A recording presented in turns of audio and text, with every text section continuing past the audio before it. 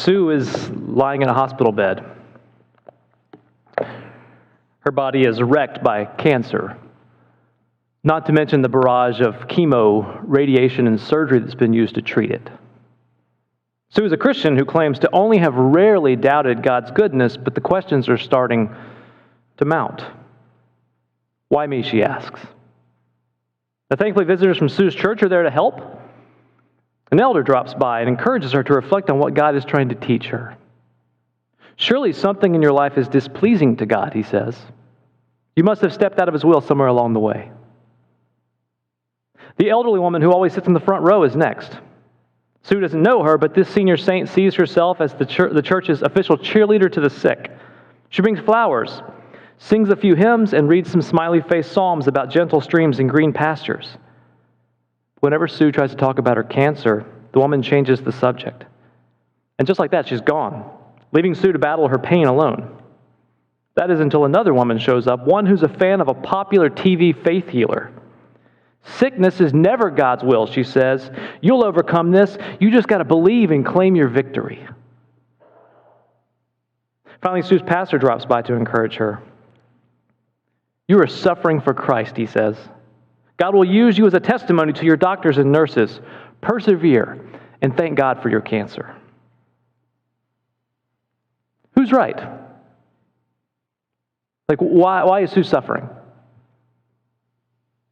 Is God punishing her? Is the devil punishing her? Has Sue been chosen for some special mission, or does she simply not have enough faith? It's not exactly an easy question to answer. But then again, the questions when it comes to suffering are never easy to answer. Just read the book of Job, where multiple people try to explain what's going on and everyone gets it wrong. Of course, guys like C.S. Lewis have tried to help us. C.S. Lewis wrote a book, a really helpful book called The Problem of Pain, where he tries to explain how do we deal with pain in the midst of our world. The thing is this very theoretical explanation that C.S. Lewis wrote had to be accompanied by a second book later that C.S. Lewis wrote after his wife died of cancer. In that second book, A Grief Observed, C.S. Lewis openly wrestles with believing this. So, I actually recommend both of these books. Along with books like A Place of Healing by Johnny Erickson Tada and Where is God When It Hurts by Philip Yancey.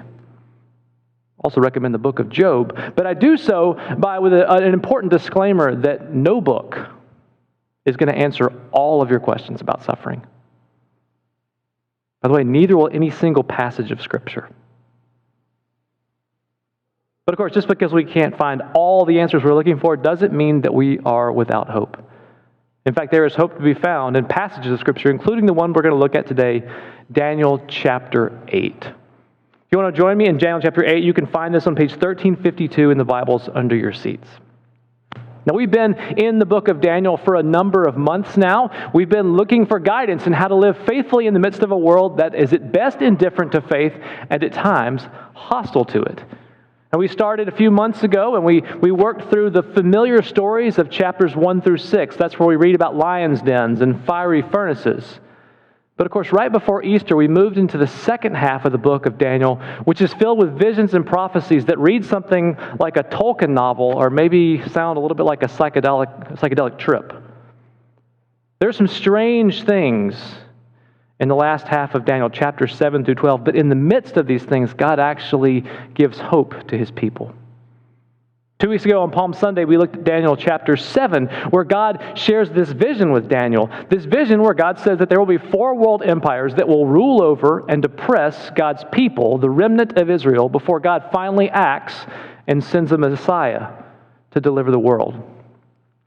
Today's passage, chapter 8, includes a second vision, which actually shines the spotlight on a particularly intense season of oppression that God's people will have to endure while they wait for the Messiah. I'm going to go ahead and tell you right up the front that this is a troubling vision. In fact, Daniel is so disturbed by what he sees that he has to call in sick for work. This raises obvious questions. If God is really in control, then how could these things happen? Like, if God can reveal the future, why can't God change the future? Is he unable to do so? Is he unwilling to do so? Does he not care? Those are a few of the questions that we're going to wrestle with today as we look at Daniel 8, which hopefully you found by now. I'm going to invite you to join me as we read this together, verses 1 through 27. In the 3rd year of King Belshazzar's reign, I, Daniel, had a vision, after the one that had already appeared to me. In my vision, I saw myself in the citadel of Susa, in the province of Elam. In the vision, I was beside the Ulai Canal. I looked up, and there before me was a ram with 2 horns standing beside the canal, and the horns were long. One of the horns was longer than the other, but grew up later.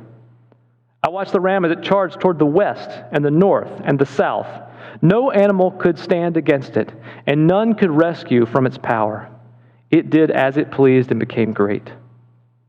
As I was thinking about this, suddenly a goat with a prominent horn between its eyes came from the west, crossing the whole earth without touching the ground. It came toward the 2-horned ram I had seen standing beside the canal, and it charged at it in great rage.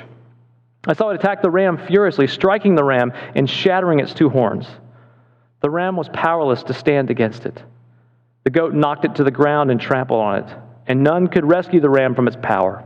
The goat became very great, but at the height of its power, the large horn that was broken off, and in its place 4 prominent horns grew up toward the 4 winds of heaven. Out of one of them came another horn, which started small but grew in power to the south and to the east and toward the beautiful land. It grew up until it reached the host of the heavens, and it threw some of the starry host down to the earth and trampled on them. It set itself up to be as great as the commander of the army of the Lord. It took away the daily sacrifice from the Lord, and his sanctuary was thrown down. Because of rebellion, the Lord's people and the daily sacrifice were given over to it. It prospered in everything it did, and truth was thrown to the ground. Then I heard a holy one speaking, and another holy one said to him, "How long will it take for the vision to be fulfilled?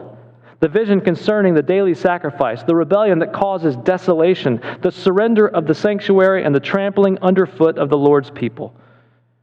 He said to me, "It will take 2,300 evenings and mornings. Then the sanctuary will be reconsecrated."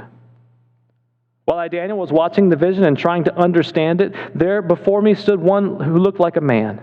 And I heard a man's voice from the Ulai calling, "Gabriel, tell this man the meaning of the vision."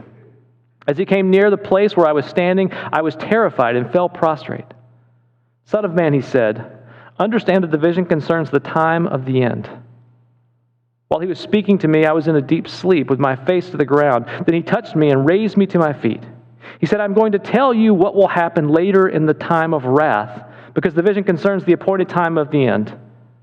The 2-horned ram that you saw represents the kings of Media and Persia. The shaggy goat is the king of Greece, and the large horn between his eyes is its first king. The 4 horns that replace the one that was broken off represent 4 kingdoms that will emerge from the nation, but will not have the same power. In the latter part of the reign, when rebels have become completely wicked, a fierce-looking king, a master of intrigue, will arise. He will become very strong, but not by his own power. He will cause astounding devastation and will succeed in whatever he does. He will destroy those who are mighty, the holy people. He will cause deceit to prosper, and he will consider himself superior. When they feel secure, he will destroy many and take his stand against the prince of princes. Yet he will be destroyed, but not by human power.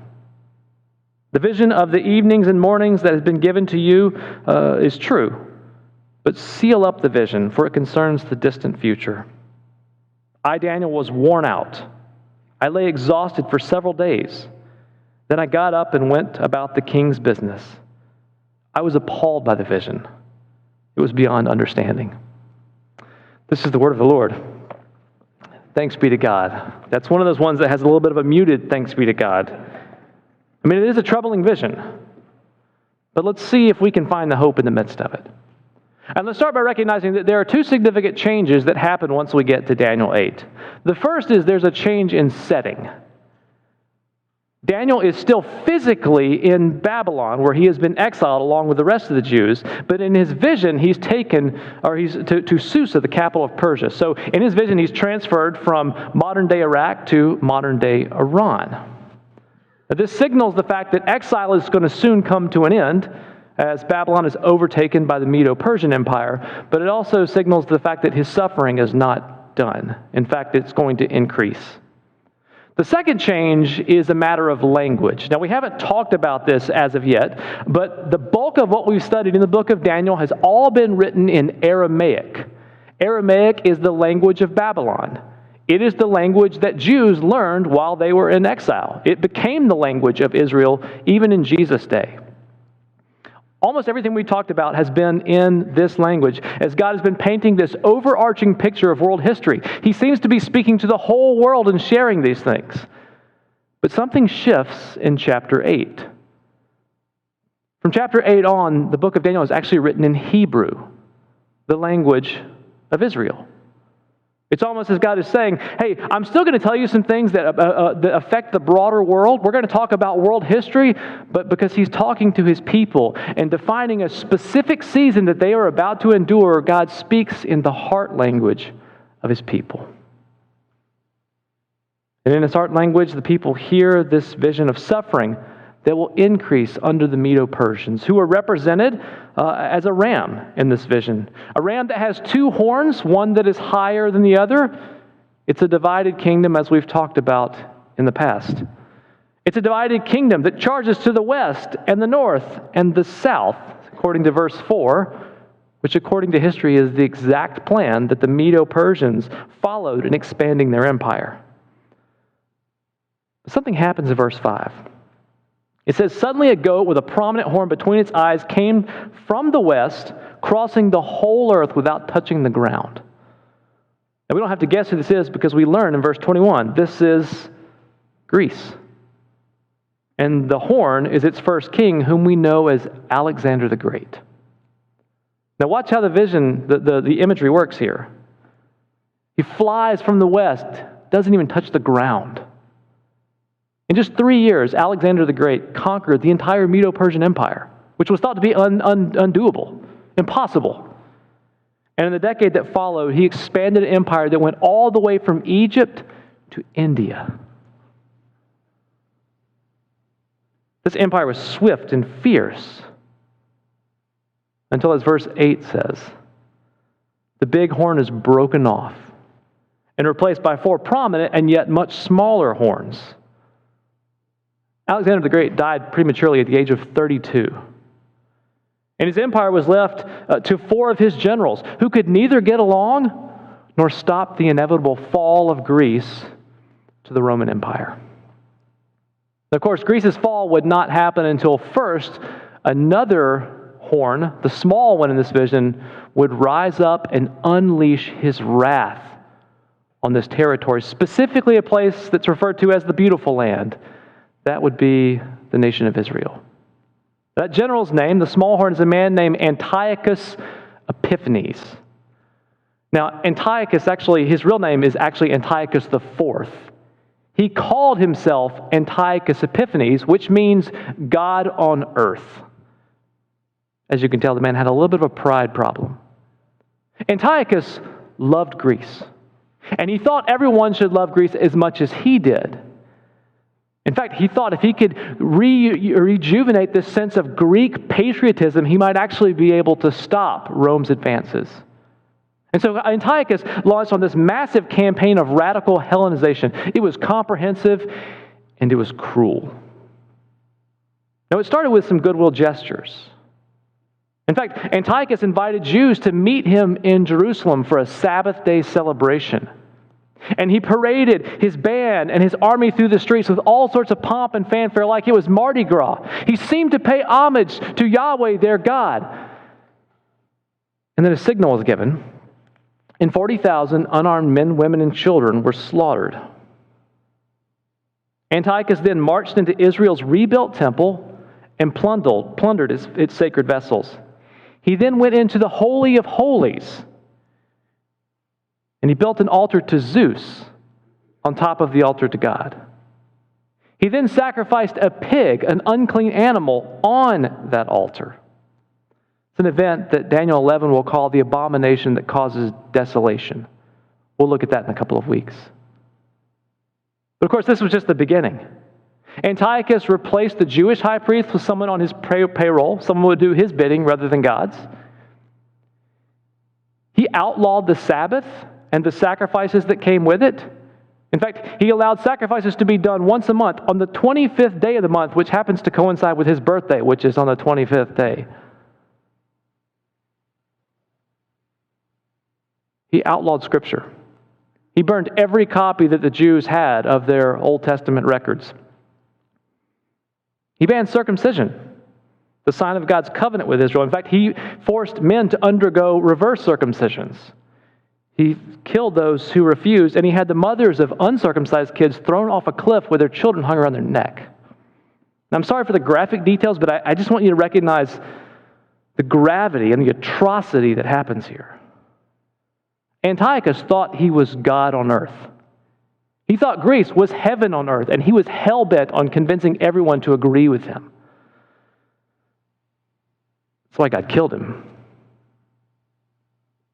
Now, history says Antiochus IV died abruptly of natural causes in 164 BC, but verse 25 says God killed him. He will be destroyed, but not by human hands. Now, so you know, this is actually what Jews celebrate every year at Hanukkah. I mean, yes, there's a celebration of rebels like Judas Maccabeus who led this revolt, but there's a specific celebration that Antiochus' horrific reign came to an end because of the grace of God. Of course, the question surfaces again. Why would God allow this? I mean, if God can predict the future, why not stop it from starting? If he has the power to end all suffering and says he will, why allow it to begin with? Those are reasonable questions. But did you notice it's not the question that's asked in this passage? At least not out loud. The question that's asked out loud comes from two holy beings, we assume who are angels in verse 13, who ask God, how long will this be? That doesn't mean that we can't ask why. You can ask why. I just think it sets the stage for the fact that God may not tell us why. As Frederick Buechner says, God does not reveal his grand design, he reveals himself. We'll come back to this theme in a minute because we'll talk about asking why and why that's a completely reasonable answer. But I also want you to see the significance of the how long. When the angels in this vision ask how long the suffering in Daniel 8 will last, they're given an answer. 2,300 days. It just so happens to be the exact amount of time between Antiochus setting up a new high priest, one who was on his payroll, and his death. What a coincidence, huh? Actually, the significance of this prophecy is not in its provision, as impressive as that is. The significance here is that God says Antiochus' reign will be limited. The suffering that he will inflict will be limited. That's because God says suffering will always be limited. Sometimes it will be limited in this life. Sometimes it will be limited by the next life when we receive our inheritance, but it is always limited. This suffering was limited in this life because Antiochus was taken from this earth. And yes, history says there's natural causes, but even God is in control of all things, including natural causes. Of course, the good news to be found here is that even when suffering isn't limited in this life, it is limited by the next. It's limited by the next life because God entered time and space in the person of Jesus, the Messiah, the Anointed One, the Prince of Princes, as he's called in verse 25. Don't miss that statement there. The Prince of Princes. God himself entered into the world, suffered on our behalf, died on a cross for the sin of the world, and then rose again in victory over it. To assure us that God means what he says, that these things will come to an end. That in the end, Jesus will return and all will be made right. All will be made new. All will be under the rule of God. This is the good news. It's the good news that's actually found in Daniel 8. It's kind of hard to see. In fact, we got to get to Daniel 9 before we can see it a little better, but it's there. It's the good news of the gospel. It's the good news that we just celebrated last week on Good Friday, which is really sobering, followed by Easter, which is liberating. It's the good news that suffering will be limited, if not in this life, in the next, and in the age to come when Jesus returns. Of course, that question is still in the background, isn't it? This is good news, but if God's going to get rid of suffering, why not get rid of it now? Why allow this to begin with? Again, I'm starting to sound like a familiar tune here, but God doesn't actually tell us why. I mean, I think God gives us some clues throughout Scripture, but doesn't really tell us his grand design. Doesn't mean people haven't taken a crack at answering this. In fact, the aforementioned C.S. Lewis, in his first book, The Problem of Pain, said this: "We can ignore pleasure, but pain insists upon being attended to. God whispers to us in our pleasures and speaks in our conscience, but he shouts to us in our pain. It is his megaphone to rouse a deaf world."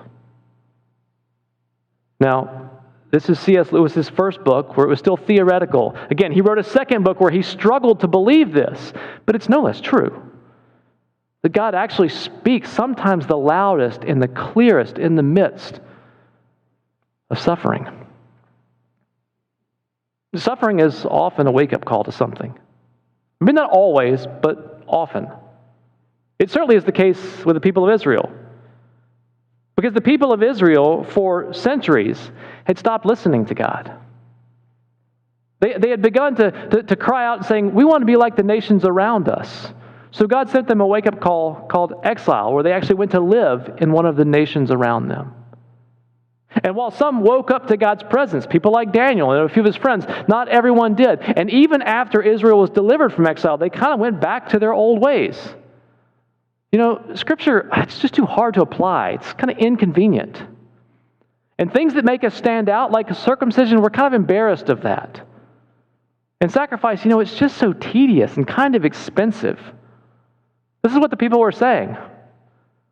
Well, God sent another megaphone, a louder one, called Antiochus Epiphanes, who took all those things away. God let him do it. He gave the people exactly what they wanted until his people woke up to their need for him. It's why Jews still celebrate it to this day, because they remembered their need for God. They remembered the importance of these things that help them fix their eyes on the hope that is to come.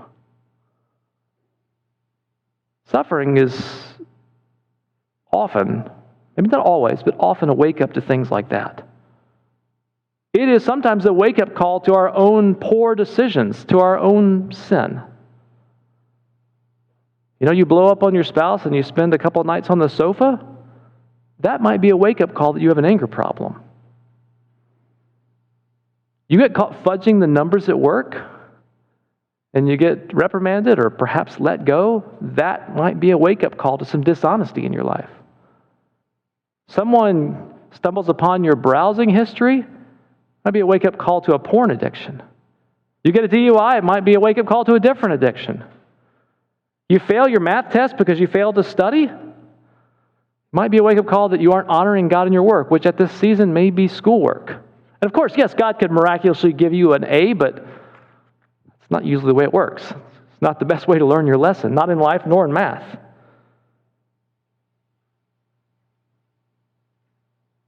What you find in Scripture is that God often allows us to suffer the consequences of our own actions.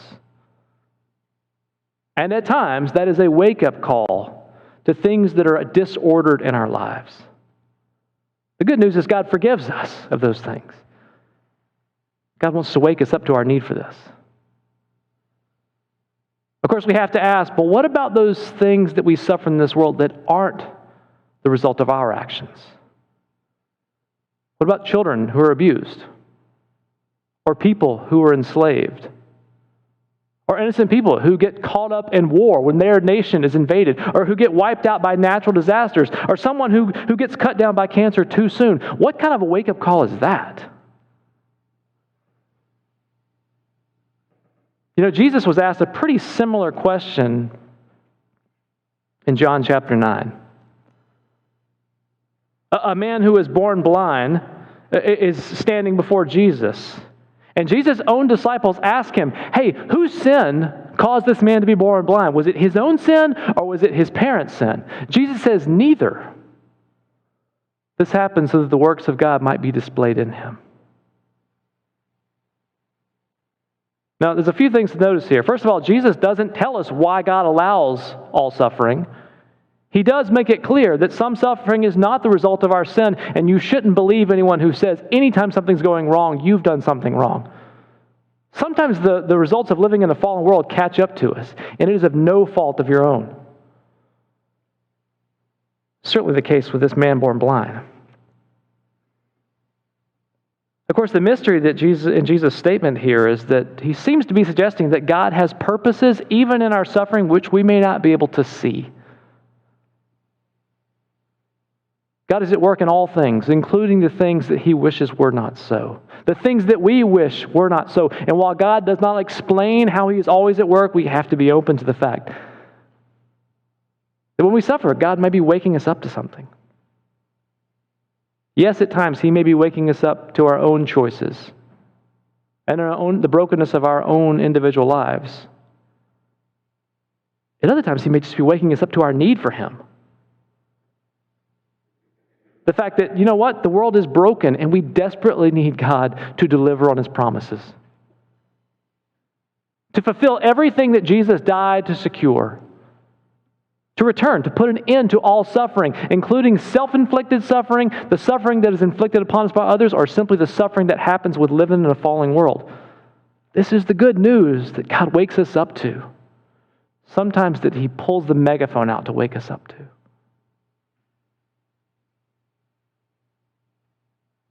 Of course, the reality is, until Jesus returns, we may have to learn to live with some unanswered questions. Now, I want to be clear, it is perfectly okay to ask, why me? Why this? Why, God? And if you don't believe me, just look at the book of Psalms. The book of Psalms actually shows us that it is okay to tell God exactly what you're thinking, including when you tell God you don't like what he's allowing. That you don't understand what he's allowing. By the way, if you're in a season where you're wondering what's going on, or maybe you're looking for some preemptive work for when that season comes, there's a spiritual formation class that begins today. We'll be looking at some of the Psalms, Psalms of lament, where God's people in their worship declared these things. So, there's another spiritual formation class. We'll be talking about this in a theoretical sense, and not just so it's for our heads, but actually so we might find some comfort in our hearts. I recommend either one of these classes. Wish I could go to both.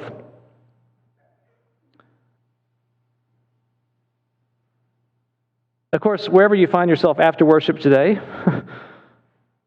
I'm going to encourage you to, alongside the question of why, which is a legitimate question to answer, I want to encourage you to ask, how long? How long is an important question because it reminds us that suffering is limited. How long is the question that is asked in Daniel chapter 8 for obvious reasons? This is a disturbing vision. But how long isn't just a question that's asked here. How long is the question that God's people asked in slavery in Egypt for 400 years? How long is the question that God's people asked in exile for 70 years? How long is the question that God's people have been asking since the opening pages of Genesis when God said he would send a Messiah to rescue the world? Of course, how long is the question that God's people ask now as we wait for Jesus to return, to deliver on the promises that we just celebrated last weekend on Easter Sunday? How long is a question that reminds us that the brokenness of this world and the brokenness of our own lives is limited? That God actually will fulfill his promises. And while he does not reveal his grand design, he reveals himself. He tells us exactly what he thinks about suffering, and he shows us what he has done about it. Jesus, who lived and died for us. Jesus, who was raised to life in victory over everything that has marred the good creation that God made in the beginning. Jesus, who was ascended to the right hand of God, where he rules over all things. He will return to make all things new. This is the good news. Christ has died. Christ is risen. Christ will come again. Thanks be to God. Come quickly, Lord Jesus. Would you pray with me?